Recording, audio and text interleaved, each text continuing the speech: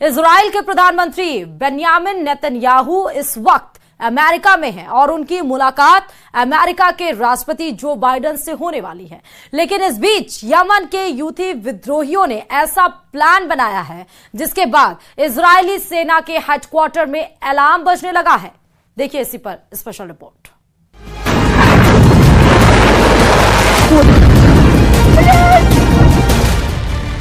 जब Netanyahu Biden की मुलाकात और अमेरिकी कांग्रेस में संबोधन को लेकर पूरी दुनिया इजराइल की चर्चा कर रही है, तब इजराइल के दुश्मन एक बहुत बड़े हमले की तैयारी कर रहे हैं। यह हमला भी कुछ ऐसे ही हो सकता है। 19 जुलाई शुक्रवार का दिन खुलने वाला था कि रात 3 बजे ये ड्रोन समंदर की तरफ से तेल अवीव में दाखिल होता है और कुछ ही सेकंड बाद एक बार फिर देखिए वो ड्रोन अटैक जिससे इजराइल बच नहीं सका। अब ऐसे ही कई हमले इजराइल के तेल के कुओं और गैस फील्ड पर करने की तैयारी हो रही है। भूमध्य सागर में इजराइल के कई तेल और गैस के भंडार हैं और यहां उसके ऑयल रिग्स पर ड्रोन अटैक किया जा सकता है। यही यमन की ड्रोन फोर्स का नया टारगेट बन सकते हैं। इन पर हमलों को रोक पाना इजराइल के लिए आसान नहीं होगा। ऑयल रिग्स पर हमले का मतलब है कि इजराइल की एनर्जी इंडस्ट्री की तबाही। भूमध्य सागर में इजराइल की तमाम लिव्याथन और करीश गैस फील्ड है। यहाँ इजराइल हर साल 21 अरब क्यूबिक मीटर गैस का उत्पादन करता है। इस गैस फील्ड से मिस्र और जॉर्डन को भी गैस की सप्लाई की जाती है। ऐसे में नेतन्याहू की बेचैनी बहुत ज्यादा है। तेल अवीव पर हुए ड्रोन अटैक के बाद इजराइल को अपने शहरों से ज्यादा अपने तेल के कुओं की चिंता सता रही है, क्योंकि यहाँ पर हमला रोकना आसान नहीं होगा। जब तेल अवीव में आधी रात 3 बजे हमला हुआ तो धमाका बहुत बड़ा था। किसी को समझ नहीं आया कि आखिर हुआ क्या। सड़कों पर लोग बदहवास हालत में नजर आए। इस हमले में एक व्यक्ति की मौत हो गई, 10 लोग जख्मी हुए हैं। तेल अवीव में अफरा तफरी मच गई। ड्रोन से हुए इस धमाके ने इजराइल को बुरी तरह से हिलाकर रख दिया। लोग सड़कों पर निकल आए, सायरन बजने लगे। आखिर इजराइल की राजधानी में दुश्मन का ड्रोन कैसे घुस गया? कैसे इजराइल का सबसे मजबूत किला आग के शोलों से चकनाचूर हो गया? तेल अवीव में जहां अटैक हुआ वो तेल अवीव का याफा इलाका है और जिस ड्रोन से यमन ने हमला किया उस ड्रोन का नाम भी याफा है। לאחר תחקיר ראשוני שביצענו ומהממצאים בזירה ובמערכות הצבאיות עולה כי מדובר בכלי טיס בלתי מאויש מדגם צימד 3. להערכתנו הוא הגיע מתימן עד לתל אביב. צימד 3 הוא אמצעי לחימה איראני.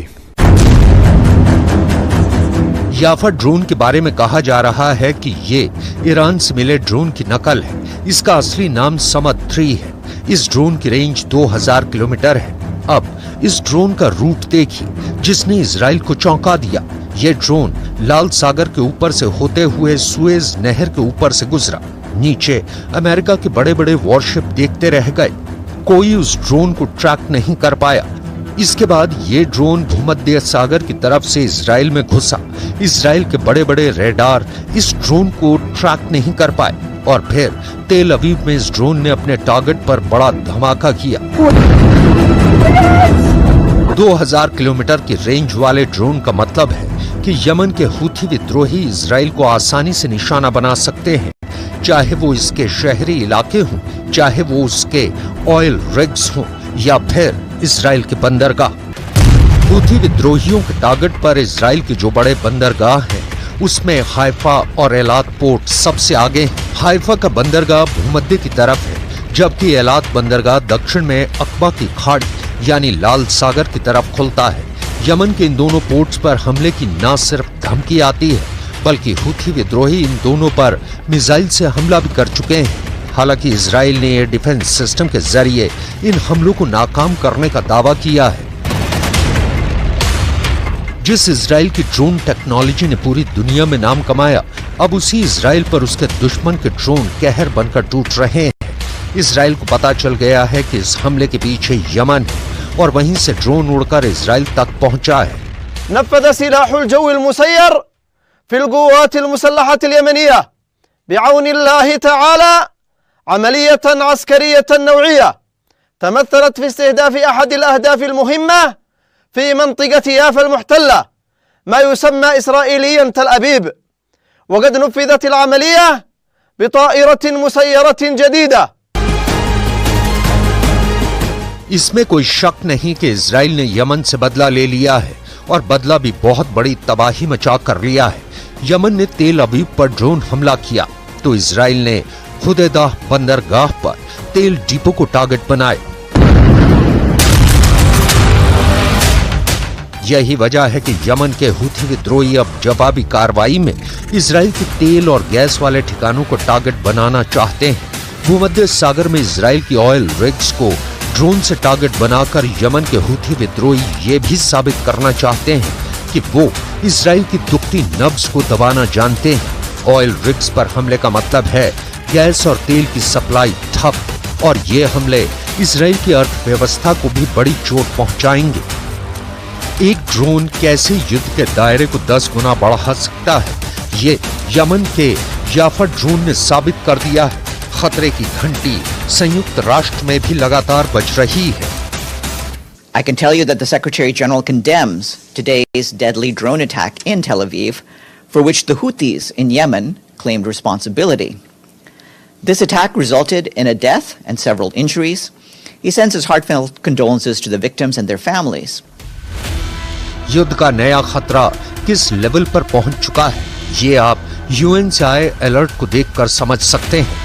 याफा जैसे ड्रोन से ये मुमकिन है क्योंकि इससे पहले इजराइल का एयर डिफेंस नेटवर्क इसे रोकने में नाकाम साबित हुआ है। ऐसे कई हथियार यमन के हूथी विद्रोही अपनी परेड में दिखाते रहे हैं। इन सभी पर ईरान की छाप लगी हुई है। इस बात से तो ईरान भी इनकार नहीं करता, चाहे वो बैलिस्टिक मिसाइल हो, क्रूज मिसाइल हो या फिर ड्रोन। हूथी विद्रोहियों के पास बहुत से ऐसे हथियार हैं जो उसे ईरान के जरिए ही मिले हैं। यमन के हूथी विद्रोहियों को ईरान का समर्थन इजराइल का दूसरा बड़ा खौफ है। इजराइल का डर इस हमले से और ज्यादा बढ़ गया है क्योंकि हूथी विद्रोहियों की याफा ड्रोन ने इजराइल के एयर डिफेंस नेटवर्क को खिलौना साबित कर दिया है।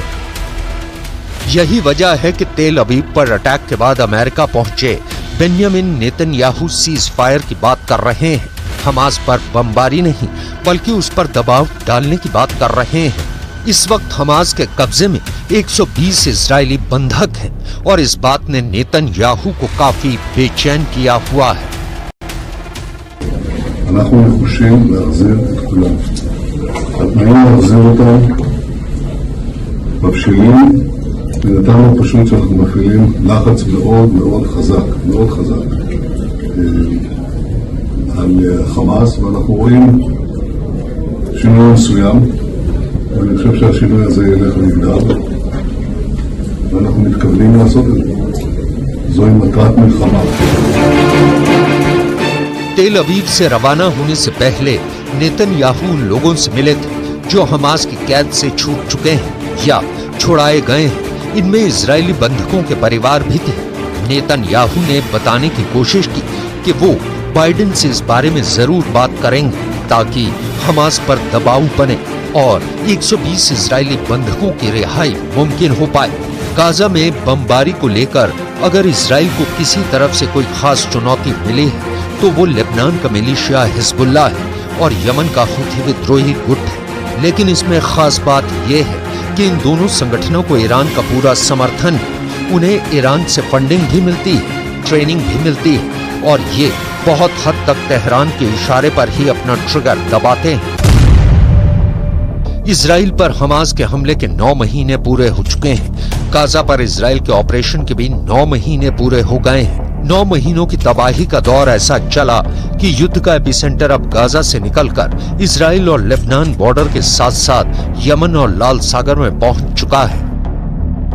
यमन के तेल गोदाम में लगी आग अब भी जल रही है। इसी जगह पर इजराइल के फाइटर जेट्स ने बम गिराए थे और फिर लगा कि जैसे पूरा हुदैदा बंदरगाह जलने लगा। यमन को भी पता चल गया है कि हूथी विद्रोहियों के हमले के बाद जिस तरह से इजराइल ने अटैक किया है उससे युद्ध गाजा से निकलकर अब उसकी जमीन पर पहुंच गया है। أقدم الكيان الصهيوني باستهداف موانئ الحديدة والمنشآت النفطية وعدد من الأعيان البدنية في جريمة كبيرة جدا، جريمة تؤكد أن هذا العدو لن يرتدع أبدا إلا بالقوة، لأنه لا يفهم إلا منطق القوة. ها هو يستهدف المنشآت لمحاولة حصار الشعب اليمني وضرب الجانب الاقتصادي عندما فشل. بالنسبة للاستهداف لهذه المؤسسات الحيوية التي تخدمها الشعب اليمني فهو استهداف لكامل الشعب اليمني. यमन का गुस्सा 7वें आसमान पर है और यमन की पब्लिक इस गुस्से का इजहार भी कर रही है। गाजा को लेकर फैले आक्रोश में अब यमन पर हुआ हमला भी जुड़ चुका है।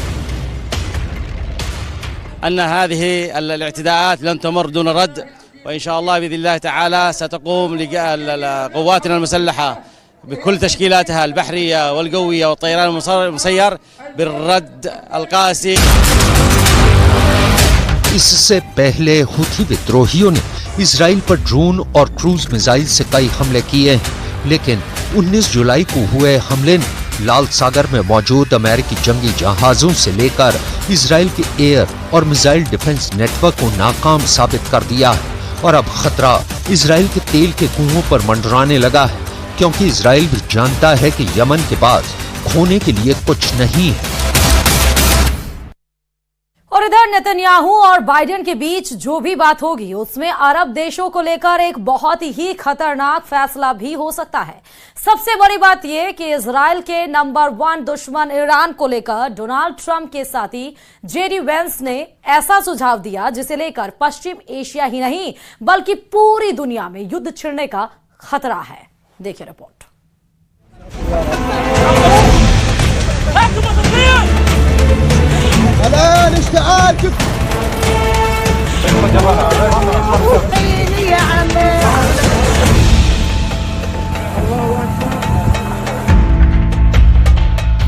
एक तरफ गाजा में इजराइल का नया हमला हुआ है और दूसरी तरफ नेतन्याहू और गोला बारूद की डिमांड के साथ अमेरिका में मौजूद हैं।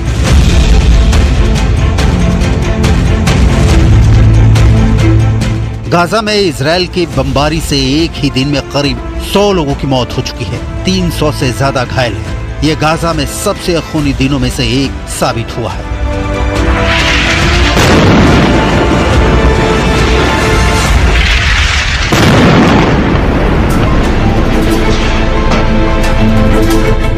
गाजा के खान यूनिस इलाके में न सिर्फ इजरायली वायुसेना ने बमबारी की, यहाँ पर इजरायली टैंक मार्कवा ने भी अंधाधुंध गोले बरसाए और नतीजा आपके सामने है। अपने परिवार के कई लोगों को खोने वाले अहमद समूर लाशों को उठा उठाकर थक चुके हैं। इजराइल ने जब हमला किया तो एक 4 मंजिला इमारत पूरी तरह ढह गई। अहमद समूर का घर इसी इमारत में था।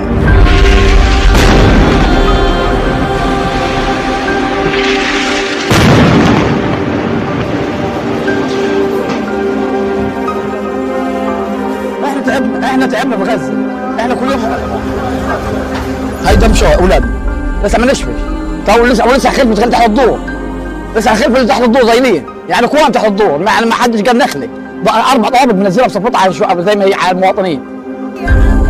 गाजा के नासिर मेडिकल कॉम्प्लेक्स में एक साथ करीब 200 घायल लोगों को पहुंचाया गया। बहुत से लोग मर चुके थे, लेकिन उनके रिश्तेदारों को उम्मीद थी कि सांस बाकी है।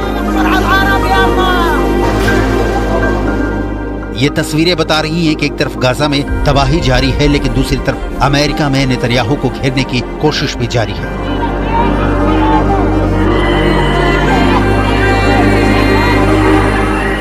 व्हाइट हाउस के करीब ये लोग नेतन्याहू का विरोध करने पहुंचे हैं। ये गाजा में हजारों लोगों की मौत पर बाइडेन प्रशासन को जगाना चाहते हैं। ये इजराइल को जारी बम और गोला बारूद की सप्लाई रोकना चाहते हैं। ये सब एक प्रदर्शन का हिस्सा है।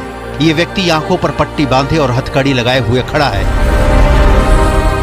ठीक वैसे ही जैसे इजराइल गाजा और वेस्ट बैंक में हजारों लोगों को गिरफ्तार कर चुका है। गाजा में तबाही रोकने का नाम नहीं ले रही। गाजा में 9 महीनों से जारी बमबारी में 39,000 लोगों की मौत हो चुकी है। 90,000 लोग घायल हुए। सैकड़ों हजारों लाशें मलबे में दबी हुई हैं। नया तनाव वेस्ट बैंक में भी फैल गया है, जहां इजरायली सेना की गोलीबारी में फिलिस्तीन के 5 लोगों की मौत हुई है। इसराइल का दावा है कि इनमें हमास और फतह गुट के लोग थे। इसराइल का ये हमला वेस्ट बैंक में तुलकर्म इलाके में हुआ। गाजा और वेस्ट बैंक दोनों जगह इस तबाही के बीच अमेरिका से एक बहुत ही खतरनाक आइडिया सुझाया गया है, जो पूरे पश्चिम एशिया को ऐसे युद्ध में झोंक सकती है जिसके बाद तीसरा विश्व युद्ध शुरू हो जाएगा। इस बात की पूरी गारंटी है। अमेरिका में ओहायो की सीनेटर और डोनाल्ड ट्रंप के रनिंग मेट जेडी वेंस, जो रिपब्लिकन पार्टी के वाइस प्रेसिडेंट के कैंडिडेट के रूप में उभरे हैं, उन्होंने अमेरिका के न्यूज चैनल को दिए इंटरव्यू में बहुत ही खतरनाक रास्ता दिखाया है। जेडी वेंस ने कहा है कि ईरान के खिलाफ बाकी अरब देश एकजुट हो जाएं। जेडी वेंस ने अरब वर्ल्ड के सुन्नी बहुल देशों को ईरान के खिलाफ एक फ्रंट बनाने का सुझाव दिया है, क्योंकि ईरान शिया बहुल देश है। यानी साफ है कि अमेरिका का एक पावरफुल लीडर इस वक्त अरब वर्ल्ड को धर्म और संप्रदाय के बीच बांटना चाहता है।